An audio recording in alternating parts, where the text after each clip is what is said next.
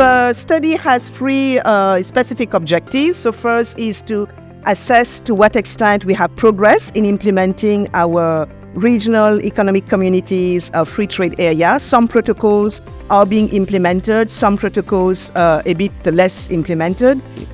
And of course, as always at TCA, we would like in the end to come up with a product which is robust, analytical, well-researched, but also that contains some practical policy recommendations that we can implement.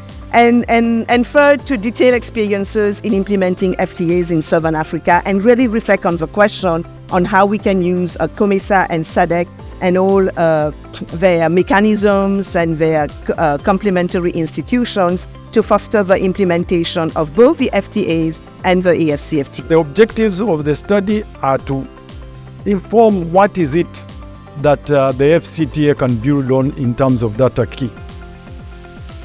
Identify the areas of convergence and divergence in the instruments of the AfCFTA and the RECs with a view to how can those divergences be addressed or convergences be built on to accelerate the implementation of the AfCFTA in our region.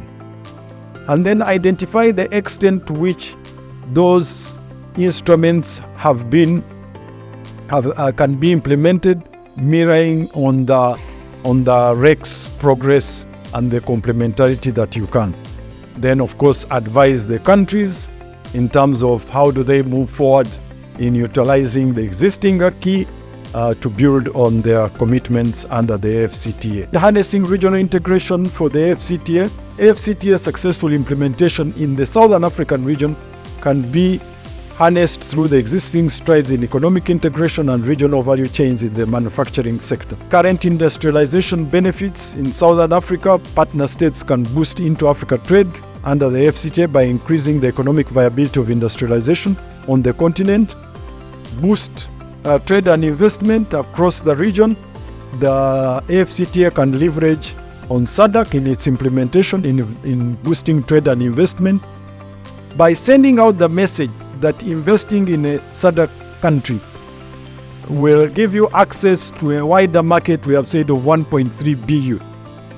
There are, of course, the usual challenges highlighted in the paper, which we need to address, but I believe in the symbiotic relationship between the RECs and the AfCFTA, these are better addressed. These include the weak productive capacities, enhancing the productive capacities by accelerating structural transformation, and of course unleashing the potential of the private sector, give more priority to the private sector.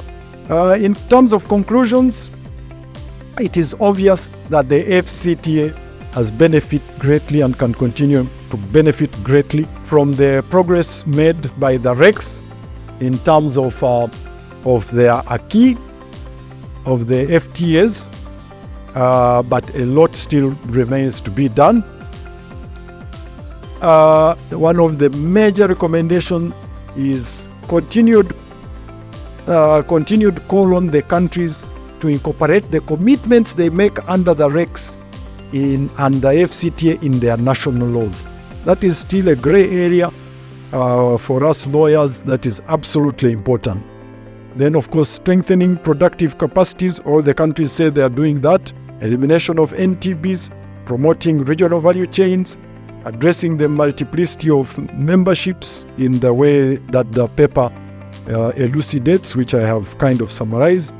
Continuously simplifying the rules of origin to make sure that they are a tool for industrialization, enhanced investment in regional value chains.